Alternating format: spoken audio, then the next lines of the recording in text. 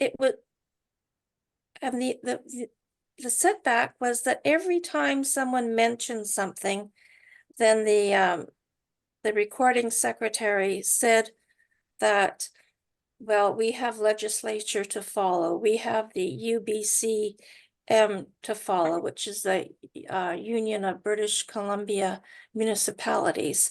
And they were always saying, basically, they didn't say it, but basically that their hands are tied and they've got rules and regulations to follow. And then when it came to me, Heinz didn't say anything. And then when it came to me, I just said, well, we're just here for the first time. And we just wanted to see how the community is responding to these new open houses. And then I said I was just concerned and was curious to know if the council is in fact interested in the owners of the property, or are they on their own agenda? And I said, what really concerned me as I was going to through your website yesterday, and you referred to we who live in this little town as customers. And I was wondering why you refer to us as customers. And then on the open house on Mondays, only two counselors are there at any given time. And the other counselor said, I don't know what you're talking about. And the other one said, I've not heard that. And I said, well, just go through your website and you'll see that if we want to address the council or whatever, you always say customer's name, customer's complaint, customer's delegation. And I don't understand why you don't call us owners of property, not taxpayers, but owners of property. And they couldn't answer that. And I said, that was fine. So I tried to stay low key and not say anything, but Darcy, I did go up to the office upstairs because I wanted to ask a few questions, freedom of information questions, like the oaths and the CEO contract, etc., and our property. But it was closed for lunch. So I'm going to go back maybe the day of the meeting. And they always have the meetings at 10 o'clock in the morning. So I find that very odd because the working people, they can't come to these meetings. Yeah. No. So anyway, that was my day. It was quite low-key and uneventful. But Heinz said, well, you did put something in their bonnet because they're wondering where the word customers came up. And this is what they refer to us as. Good man, that Heinz. So there you have it. It was very. Ed always says better to do something than nothing. Yeah, I believe that. Yeah. So we will go to our first council meeting on Thursday and see how it goes. Karen, it's interesting how the language is being changed in this. And you said, you know, how we're being referred to as customers. And I noticed the same thing was happening in the dental profession. We once referred to them as patients, and then they were referred to as clients. And I had a friend that I referred to the University of Alberta for some dental work. And he said the upselling was just unbelievable, you know, that the hygienist and the hygiene student and the dental student, how they were being marked on their upselling, where when I went to school, that would have been considered unethical, like completely unethical. And now the world has totally changed into a different, a real different perspective on how we regard, you know, where we are in this world. Oh, and also another thing I mentioned, because there was a lady that was concerned about the traffic flow on Rupert Street, and that it's 70 kilometers an hour. And she said Bennett is 50, and now they've put it up to 70 here, and there are a lot of private driveways that feed off of it. And I've been saying that, please, the easiest solution is to reduce the speed limit to 50 clicks. And they say, oh, well, we have to go and put a requisition in, and we have to follow the municipality. And I said, and then I interrupted and I said, excuse me, the owners of property here should be listened to. Are you waiting until a little girl drives out with a tricycle and is killed before you do anything? And then there was dead silence. And Heinz kind of winked at me like, to please keep it down, Karen. So I didn't, but I was really disappointed that the council member said, we'll have to look into it. And then I asked the lady who presented the question, I said, how long have you been working on this? 4 months, 6 months? And she said, oh, much longer than that. And I said, much longer than that? Just to simply take a 70-click sign and put it 50-click? You know, what are they waiting for? And then I looked the counselor in the eye, and he didn't say anything. It was disappointing, actually. But this is my first introduction to the council, or two members of the council. It is mixed emotions, isn't it, Karen? It is. Yeah, it is. Yeah. Anyway, thank you. You're awesome, sister. Mhm. Yeah. Well, I quite liked what you just had to say, Darcy. That it takes a lot of, what can I say? I don't have a Balls to do it. well, I don't have a Heinz or anybody to calm me down. And they're harming my grandson and his kids, and that's what really gets me going. And I think the other thing too is that it's a criminal activity of the highest order. Yes. And I'm just used to talking to men, and this isn't my first rodeo now.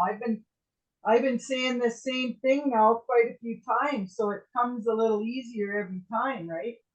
Yes, it's Darcy. Darcy. Yeah. Where's Darcy? Yeah.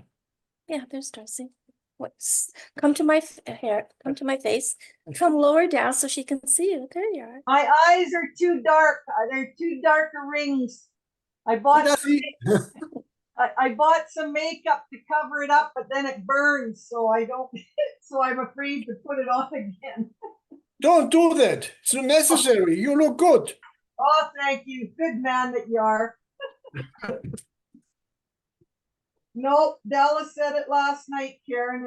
It's the men are hard to find, and it's the old grandmas that are standing up, and that's okay. The men will come. They're there. Mhm. So, Wanda, did you do any copyrights today? No, we haven't.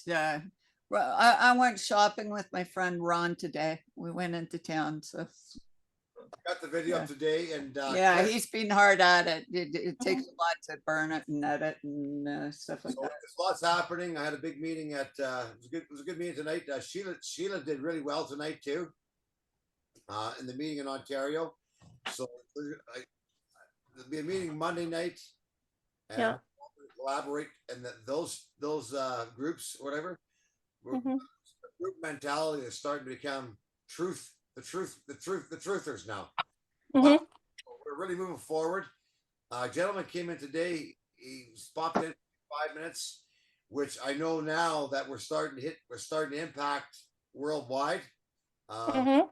Next few days here, I think we're setting up two ladies, pissed off grandma and pissed off Peggy, sorry, to do a presentation. And Sparrow's done beautiful work lately. We all been doing beautiful work. Like I said, this is we all been waiting for this day, and I've been waiting for this day myself for many years to see such a beautiful team coming together of truthers. So we're gonna push forward, and we're starting to make some dents, and I like the dents are not even dents now. They're starting to crack the hull of the ship that they've created. So Mhm. Mhm. we're gonna keep pounding, and like I said, it's beautiful because it's still winter, and Mhm. we've got 2 more months until summer comes, and by summer We're going to be so well organized, and barbecues and community efforts and events that are actually going to build our communities at the local level. And Mhm. we're going to be the owners. Mhm. Fucking mayors are going to sit back and listen. And hopefully tomorrow, you know, these mayors are sitting in a bullshit office and they're corrupt and they got to go. So we're gonna remove them, but we're gonna give them the option. Like I said, lots of them were deceived, forced upon, but a lot of these mayors and city council members are criminals, and they have to be hanging from a tree, like Sparrow said. And by the way, that day's coming because people are mad. They murdered people. They killed people. They killed children, deliberately, intentionally, and we all.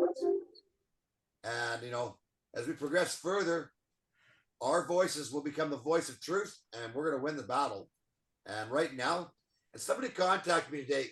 You know, one of my old friends. He says, "Do you think copywriting your straw name and copywriting your birth name is the way to go?" I said, "It makes sense to me now. Let's think about what we did for the last 40, 30 years, 20 years. We went after equity, UCC. We never ever took control of our straw man. We deliberately removed it from our property. We were teaching others the best we had, the knowledge we had, and we tried everything and we failed at everything. But now the people are more listening and they're more awake and they're more concerned. So now everything we're doing right now is going to be straightforward. And like I said, we got quite a few that are going through step 1, and now let's do step 2, step 3. And like I said, all I see is one thing: we're getting lots of attention, and we're promoting the real truthers, and the controlled opposition's dying out. And thank you, Karen. You've been awesome, and so is Heinz, and everybody else has been awesome in this room. And we're going to move forward. We're one big happy team. We know the truth. That's all that matters. No, we're one big unhappy team, actually, but it's our unhappiness that is motivating us to move on. It's interesting, Sparrow, that it seems like it's the small communities that are going to sort of perhaps be the domino effect going down, because I know, coming from Calgary, how impossible it was to approach that upper circle there. And I remember I was invited. I don't know how I got invited to this meeting. It was called Enough for All, a Celebration, and it was about Calgary's plan over a 4-year period to eradicate homelessness. And over that 4-year period, they acknowledged at this meeting that they hadn't made a dent in it. They hadn't moved the numbers anywhere. They were exactly the same. And so, like, the title of the meeting and the introduction to the meeting, you know, they said, you know, we're on Treaty 7 land, and then they said it was at the YWCA, and we just removed a room full of homeless women from this room to bring in the catered breakfast for this group and all these dignitaries to brag about the things that they had done. And what they had done was they got transportation for the homeless people to get to their court cases. So here we were locking them in with the legal system, and we got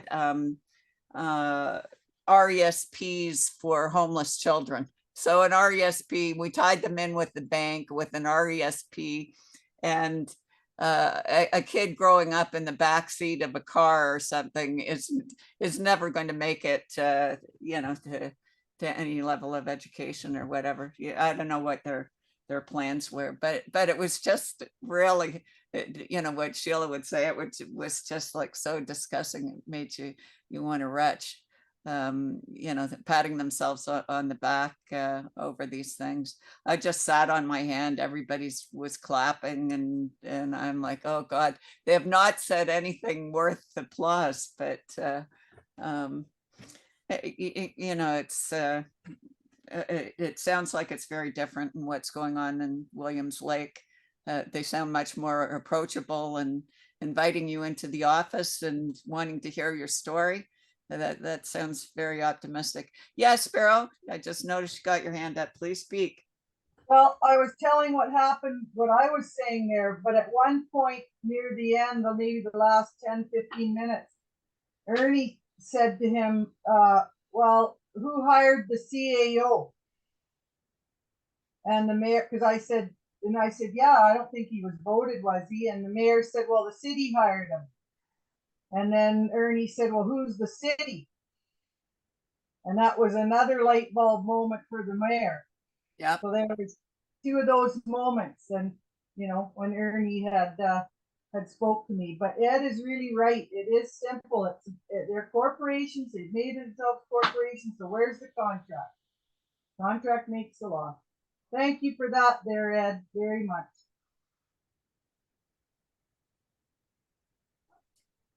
Yeah.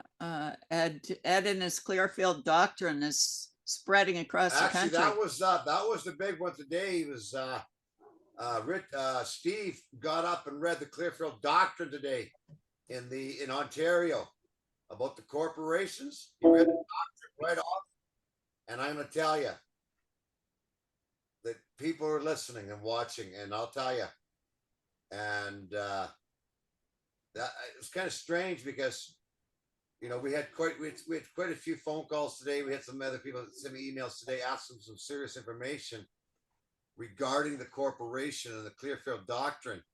And I think what we're going to do is we've done a good video on the Clearfield Doctrine. So I want you guys to go to the Rebel channel and start emailing that out to people. Okay. I got one. That's good. So, huh? So like I said, we're all doing beautiful work. We're all going the same direction. And another thing too is Rick's going to be, I'm hoping to have Rick in a couple of days to do a presentation. You know, and you know, some things I'm concerned about, but overall, I believe it's in the same direction we're all going in. And it's still going to bring unification, not unity, but unification of like-minded individuals with intelligence. And then, you know, I'm watching what's happening with these other groups. The last few months has been explosive. I mean, you know, even the Kootenai tribe and the West Kootenays and East Kootenays are publishing all of our stuff, which is powerful. Starting to make a dent. And you know, I mean, I would imagine our Rebel channel is going to go 20,000 people in the next little while here, but we've got some backup channels, and we have other team members that are downloading the information and uploading to their channels. They're creating Rebel channels now themselves. So that's powerful because they're getting the message on their channels now too, right? So, like I said, you know, take the information, download it, upload it.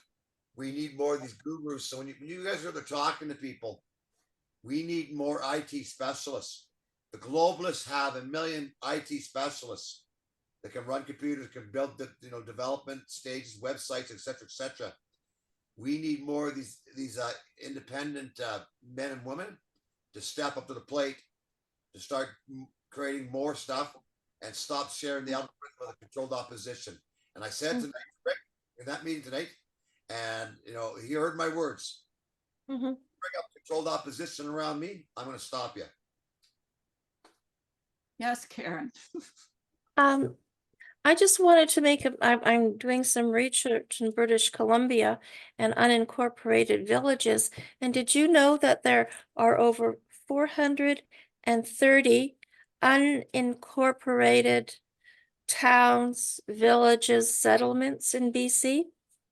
Wow. Yeah. 430. So it would be interesting to get some of them on board because they're unincorporated. Well, I mentioned that to the mayor. I said, you know, you got to get in your lawful jurisdiction and unincorporate the city. All these things have to be done, but they can be done. Yeah. Yeah, we are in our village. It was on the letterhead when I was going into the 1980s and 1970s. The letterhead said Qualicum, Town of Qualicum, incorporated 1942, and now the recent letterhead just says Town of Qualicum Beach. They took out the word incorporated 1942. So that was interesting, but they certainly haven't unincorporated. They just decided to take that line off of their letterhead. Well, let's hope they take a customer out. Anyways, it's getting late here in Yeah. Winnipeg, so I gotta say good Okay. night. Yes, and Good I'm going to say good night to everybody. Good night. Thank you very much. Thank you. Good night.